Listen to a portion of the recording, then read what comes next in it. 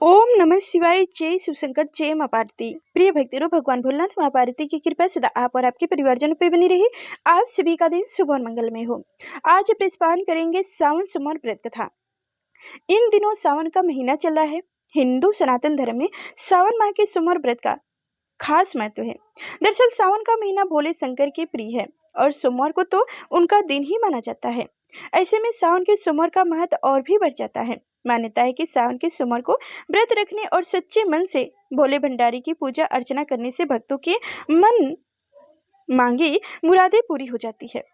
के सोमवार का व्रत कुंवारी कन्याएं अच्छे वर की मनोकामनाएं के लिए करती हैं, तो वही सुहागिन महिलाएं यह व्रत अखंड सौभाग्य की प्राप्ति के लिए करती हैं।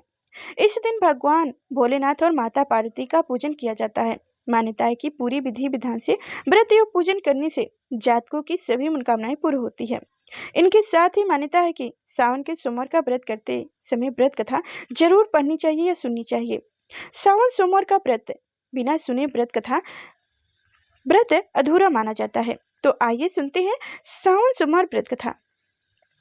कथा सुनने से पहले आप सभी से अनुरोध है कि अगर भगवान भोलेनाथ को आप दिल से मानते हो, उनकी पूजा करते हो, व्रत रखते हो, तो उनकी अनादर न करते हुए लाइक कर चैनल को सब्सक्राइब कीजिएगा।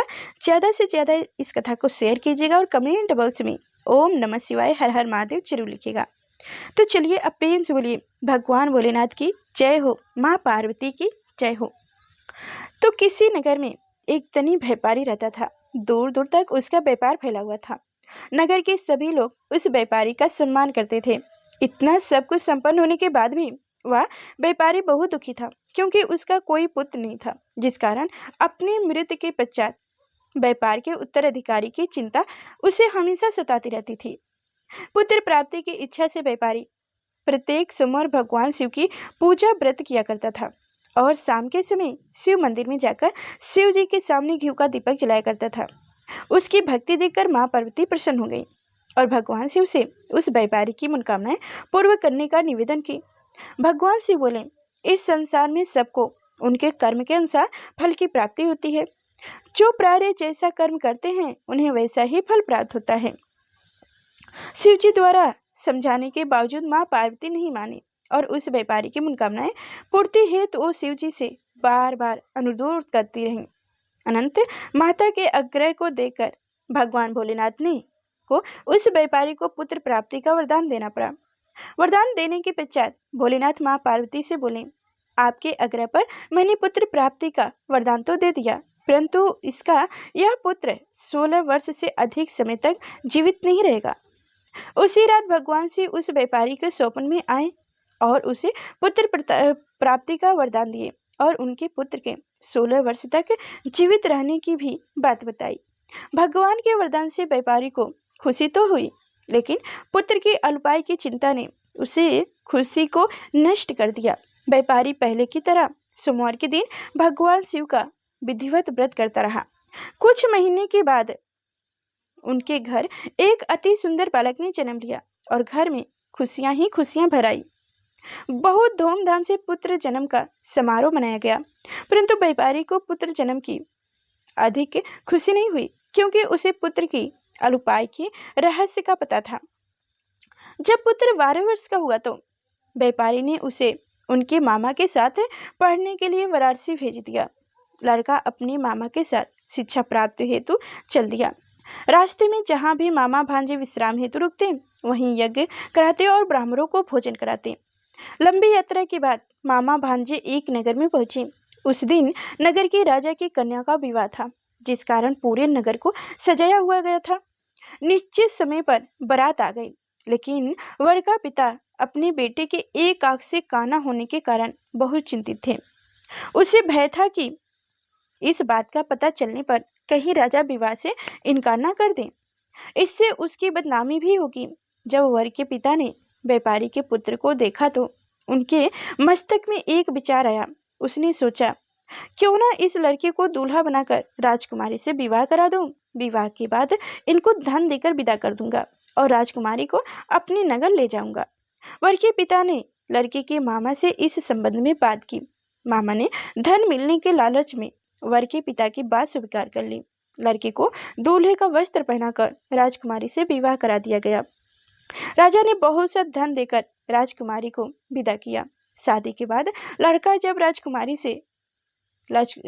से साथ लौटा रहा था तो वह सच नहीं छुपा सका और उसने राजकुमारी के ओढ़ने पर लिख दिया, राजकुमारी, तुम्हारा विवाह तो मेरे साथ हुआ है।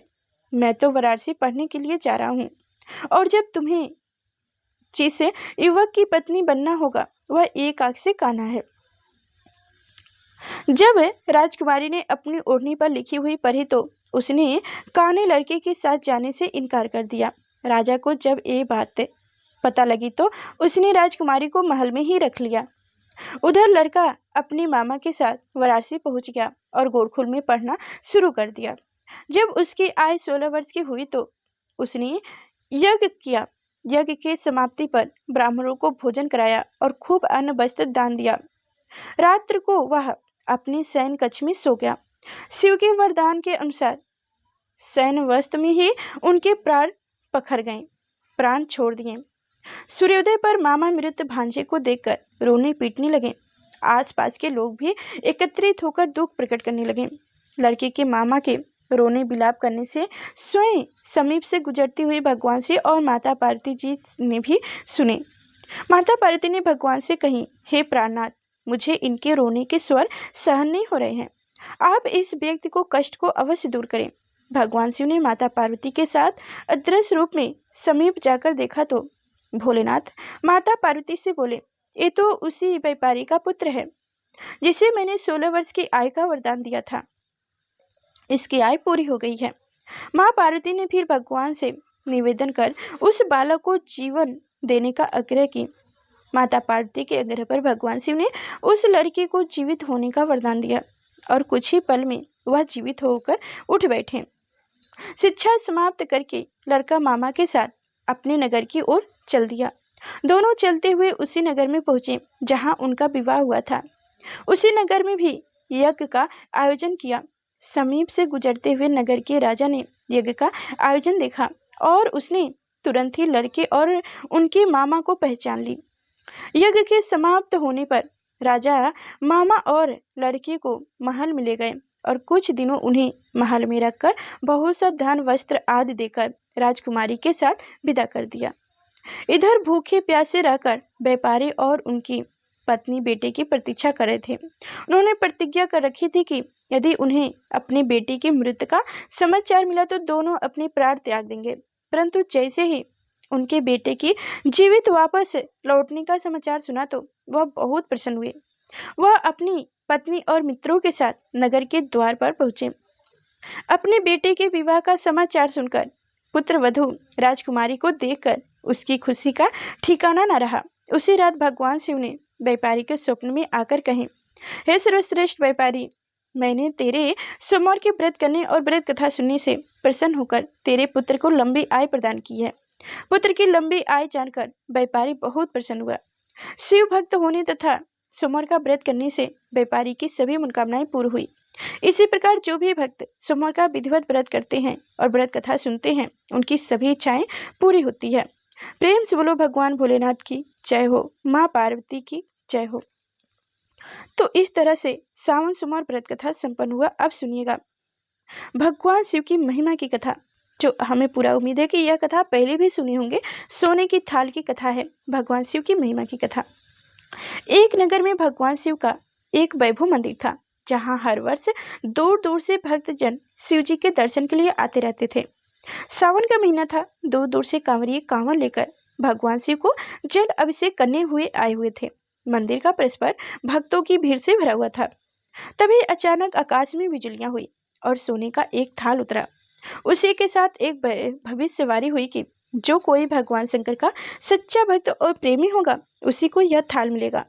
मंदिर के परिसर में उपस्थित सभी लोगों ने यह भविष्यवाणी सुनी। धीरे धीरे सभी इकट्ठे हो गए। जो लोग मंदिर की व्यवस्था देखते थे उन्हें तो पूरा विश्वास था कि यह थाल हमें ही मिलेगा, इसलिए वह सबसे आगे जाकर खड़े हो गए। सबसे पहले एक पंडित जी आए और वह बोले, देखिए, मैं प्रतिदिन महादेव का अभिषेक करता हूँ। अंत्य मैं ही भोलेनाथ का सबसे निकटवर्ती प्रेमी और भक्त हूँ, इसलिए थाल मुझे मिलनी चाहिए। इतना कहकर पंडित जी ने थाल उठाए। जैसे ही पंडित जी ने थाल उठाए, थाल पीतल का हो गया। यह देखकर पंडित जी बड़े लज्जित हुए। उन्होंने थाल यथास्थान पर रखे और वहां से निकल गए। इसी प्रकार वहां उपस्थित सभी पंडितों ने खुद को आजमाया, लेकिन शायद उनमें से कोई भी सच्चा भक्त नहीं था। उन्हें भी थाल यथास्थान पर रखकर चले जाना पड़ा। उसके बाद उस नगर के राजा का आगमन हुआ। राजा सबसे आगे आए और बोले, मैंने महादेव के मंदिर में बहुत बारी दान दक्षिणा दी है, इसलिए यह थाल मुझे मिलनी चाहिए। इतना कहकर राजा सबसे आगे बढ़े और थाल उठाए। जैसे ही राजा ने थाल उठाए, थाल तांबे का हो गया। यह देखकर महाराजा भी लज्जित हुए और यथास्थान पर थाल रखकर एक तरफ खड़े हो गए। इसके बाद उसी तरह एक से एक बढ़कर दानी से महात्मा भक्त पधारे और थाल किसी के हाथ में कुछ, किसी के हाथ में कुछ हो गया, लेकिन सोने का थाल नहीं रहा। तब लोगों को पता चला कि हम में से कोई भी महादेव का सच्चा भक्त नहीं है। उसी समय एक किसान का आगमन हुआ। वह भी बेचारा महीनों बाद आज सोमवार के दिन शुभ अवसर पर शिव जी के दर्शन करने हेतु में आया था। गरीबी और गृहस्थी के बोझ तले दबा दिन रात खेतों में मेहनत मजदूरी करके अपना और अपने परिवार का गुजारा करता था। अभी रास्ते में आ ही रहा था कि कोई भिखारी मिल गया और कुछ खाने को मांगने लगा। इस किसान को दया आ गई। अपने खाने के लिए जो खाना लाया था वह उसने उस भिखारी को दे दिया। थाल के बारे में उसने भी सुना था, लेकिन इसने उस ओर कोई ध्यान ही नहीं दिया। सीधा मंदिर में गया और महादेव का पूजन करके बाहर आ गया। परिक्रमा करके जाने को हुआ, तभी पीछे से एक व्यक्ति बोला, भाई तुम भी थाल उठा कर देख लो, हो सकता हो तुम ही हो सच्चा भक्त हो जिनके लिए थाल आया है। किसान को लगा वह व्यक्ति उनका मजाक बना रहे हैं। किसान ने हंसते हुए कहा, भाई मैं तो कभी कोई पूजा पाठ नहीं करता, महीनों में कहीं एक आध बार मंदिर आ पाता हूँ, मैं कैसे सच्चा भक्त हो सकता हूँ। वह अजनबी बोले, भाई हम तो देख चुके हैं, हमारी भक्ति तो 2 कौड़ी भी नहीं है। अब तुम भी अपना हाथ लगाकर देख लो, सोने का थाल मिले या ना मिले, किंतु पता तो चल जाएगा कि तुम्हारी भक्ति में कितनी शक्ति है।